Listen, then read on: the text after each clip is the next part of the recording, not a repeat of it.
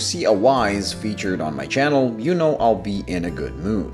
One of my favorite microbrands that hand assembles their watches in Thailand has always impressed me under macro as well as with their balanced designs. This model is no different.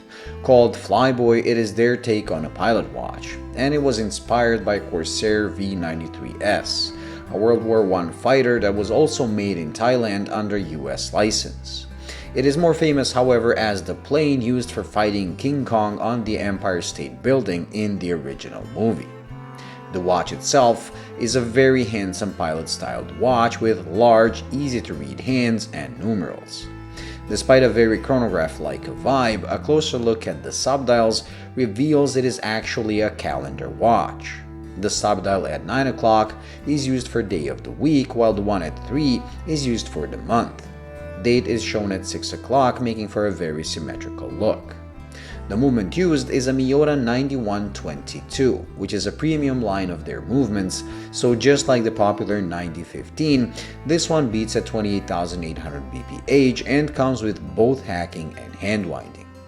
This not being a chronograph but looking like one might bother some, but I'm actually okay with it, as this way the subdials actually perform a daily function, unlike on a chronograph where, whether you want to admit it or not, are used primarily for decoration.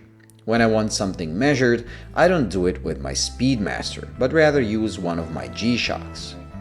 The date and day of the week are changed using the crown, while it is pulled out to its first click, while the button above the crown is used for correcting the month's subdial, which makes it very intuitive and easy to set and use. Where things get interesting is the execution of the numerals. The dial is actually done in a sandwich construction with a layer of loom underneath and cutouts on the main dial used to shape numbers. Sandwich dials are nothing new, but they're usually used on divers. This is the first time I've seen one on a pilot watch, and I must admit I love the result. Especially the way they actually made the dial on 2 levels. Well, 3 if you count the loomed background. So the main dial plate is raised and features the cutouts, while the subdials are sunken and on the same level as the outer minute track. It adds dynamics to what would otherwise be a flat dial and also makes for an interesting 12 o'clock marker, as it starts as an applied blob of loom on the outer minute track and then cuts itself into the main raised dial.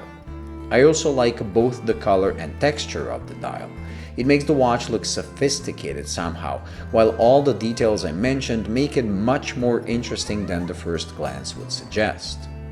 The same can be said for the case as well. Simple and classically sized at first glance with 41.5mm diameter and 50mm lug-to-lug, it is also quite slim, just a tad over 11.5, which, given the complications of the movement, is quite impressive. It features mostly brushed surfaces with a polished bevel in between that is thin and uniform on one side and wider and more pronounced on the other, reminding me of Christopher Ward on the crown side. The crown is a screw-in type, giving the watch 100 meters of water resistance, and to balance out the pusher for the month, they added a plaque with an engraved number below the crown. Unnecessary in my opinion, but not a deal-breaker. Overall, the whole case, and dial for that matter, are exceptionally well finished, just like every Wise I reviewed, and wears quite nice, although the supplied calf and shark leather straps are too long for my taste, and the calf one requires breaking it in to be comfortable as it is quite thick. Thus, I wore it mostly on my 2-piece nylon, which proved the watch as a bit of a strap monster, a result of its classical yet original styling. At $710, it is priced in the middle when it comes to Wise watches, and although it seems steep compared to other microbrands, when you handle a Wise, and especially when you get one under macro, you realize why that is so. They simply never disappoint. Thank you for watching. I hope you enjoyed and found it useful. If you did, please like and subscribe, and until the next video, bye.